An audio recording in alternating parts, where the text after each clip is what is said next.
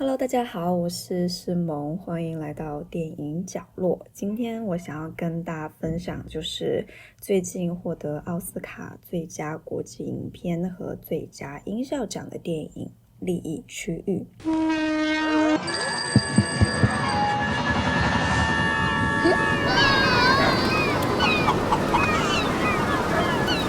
En 60, après la mort de mon père, 他最喜欢看电影。I want to know who I am. Épouse-moi Épouse-moi 欢迎光临电影角落。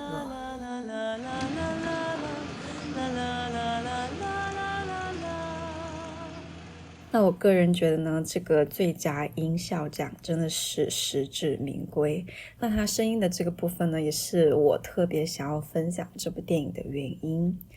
首先呢，我想要说它的声音效果真的做得非常的棒。在电影的开头有将近2到3分钟的时间是完全是黑屏的，但是它通过声音来创造一个环境。我当时有一种被吓到的感觉，就是我觉得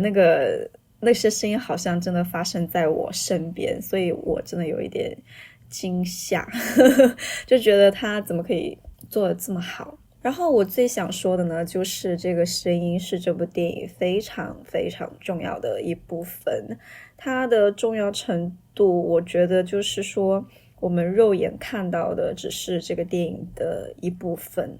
那这个声音是电影的另外一部分。就是如果没有这个声音的话，那这部电影可能它没有办法成为一个好的作品，或者说这个电影可能也就没有那么成立了。就是在画面里面我们会看到一个，我觉得其实可以说是一个非常安静的一些场景，非常安静，没有什么戏剧变化的一个故事。其实它就是一个德国纳粹军官的家庭的氛围的一个展示。那他们家住的这个房子，甚至他们的花园，可以说这些画面其实是非常漂亮的。但是在这样的一个平静的这样一个漂亮的画面之外，我们会听到很多声音。那这些声音呢，就是来自于这个军官他们家旁边的奥斯威辛集中营，他们如何去迫害这些犹太人。所以我觉得这部电影可能是目前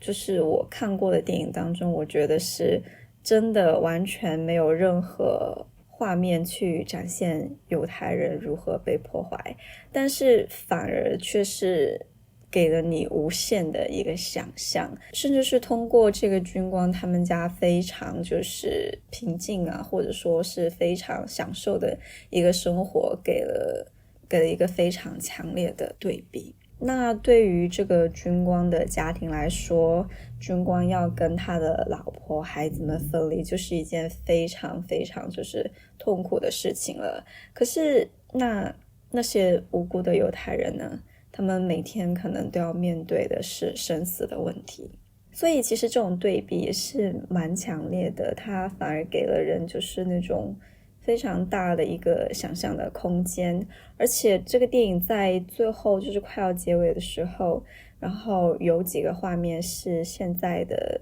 集中营，应该是他们现在已经作为一个遗址这样保存起来，就是你会看到非常非常多的那个时候犹太人他们穿过的鞋子，就是很多很多鞋子摆在那里的时候，你真的会觉得无比的震撼。因为每一双鞋子，每一件衣服，它其实都代表着一个生命，就是被迫害的生命。其实讲纳粹屠杀犹太人的电影，我觉得可能一直都有，也有过非常多的经典，像《美丽人生》、穿条纹睡衣的男孩，很多很多。但是我觉得这个电影它的表现手法是对我来讲是非常的不一样的，甚至是我觉得可以让我们看到电影的更多可能性。它也让我想起了阿巴斯的心灵公主，就是在这部电影里面也是通过声音给我们构建了另外一个世界，另外一个故事。